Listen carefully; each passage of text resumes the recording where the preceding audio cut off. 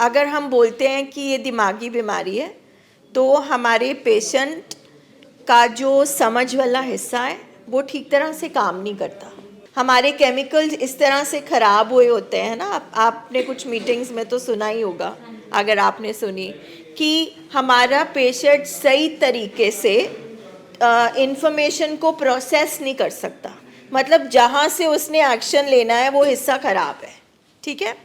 तभी हम फैमिली को ट्रेन करते हैं।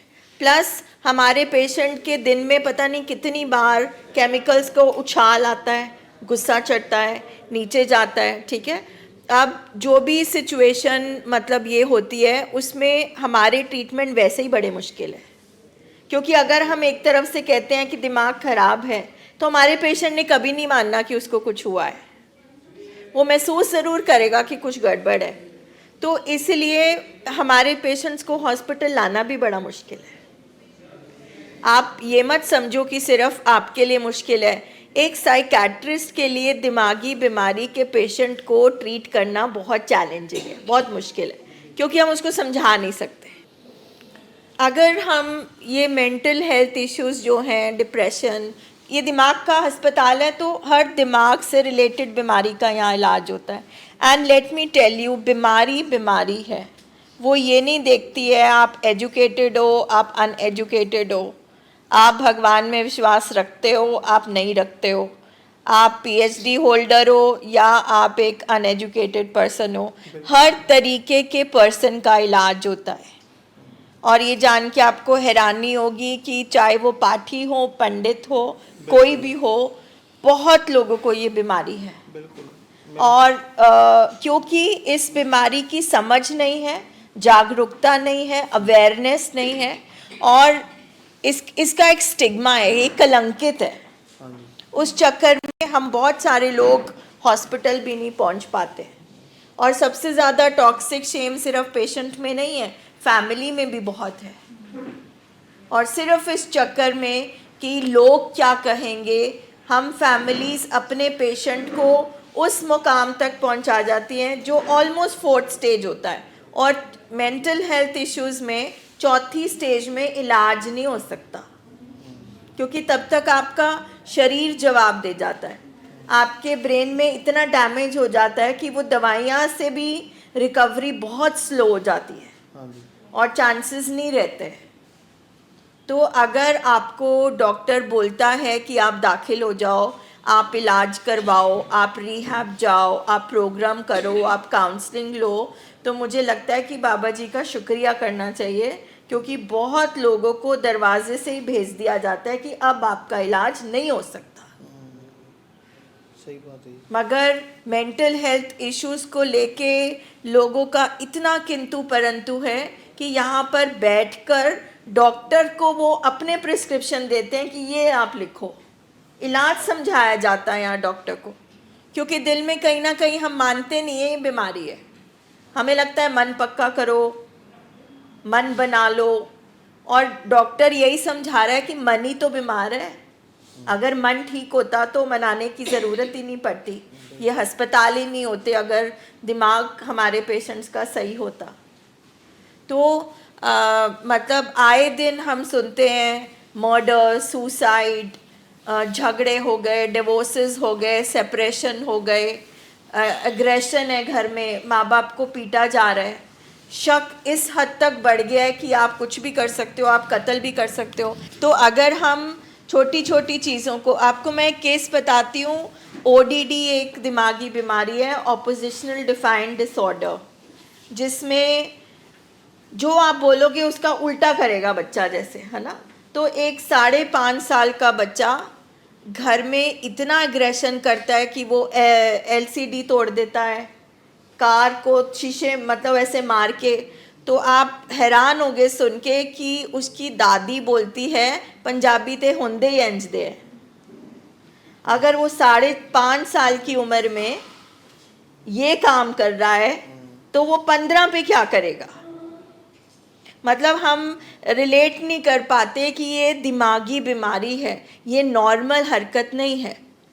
WHO मेंटल हेल्थ की जो डेफिनेशन है वो ये है कि एक ऐसा इंसान जो अपनी डेली रूटीन कर सके, अपनी रोज़मर्रा की ज़िंदगी में जो छोटे मोटे स्ट्रेसर्स आते हैं उनको वो संभाल सके और वो दुनिया में कुछ ना कुछ कंट्रीब्यूट कर सके दूसरों के लिए, उसको बोलते हैं एक हेल्दी ह्यूमन बीइंग। कि अपनी रूटीन संभाल सकता है, अपने आसपास छोटे मोटे स्ट्रेसेस तो हम सबके पास होते हैं, उनको झेल सकता है, और इनके साथ साथ दूसरों के लिए वो कुछ ना कुछ सोसाइटी में कंट्रीब्यूशन करता है।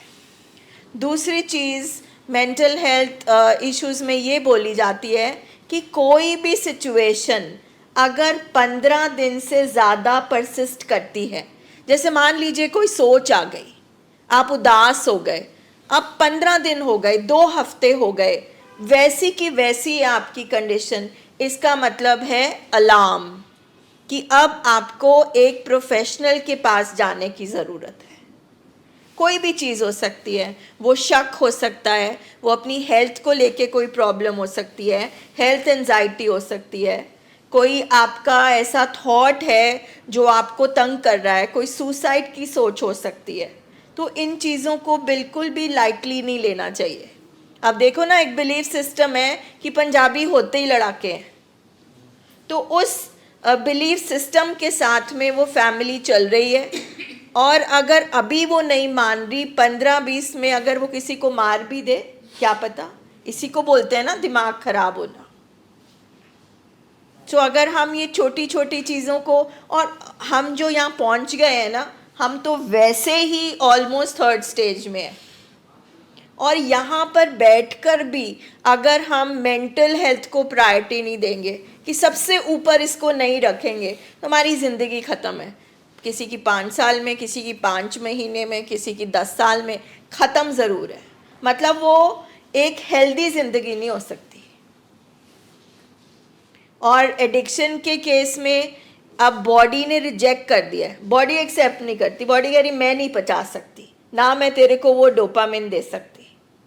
मगर वो जो आप सोचो ना कितनी ज़्यादा दहशत है, वो अंदर बैठा जो जानवर है जब मांगता है, क्रेविंग होती है, तो कैसे गुस्सा चढ़ता है, कैसे बेचैनी होती है, तोड़ बचती है, मतलब पेन में होता है वो patient.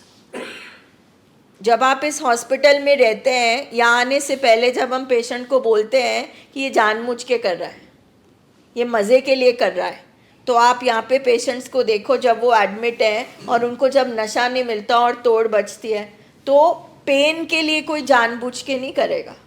So we have to accept कि एक बीमारी है ये। And if we are already in hospital और हमारा अगर ट्रीटमेंट चल रहा है, यहाँ से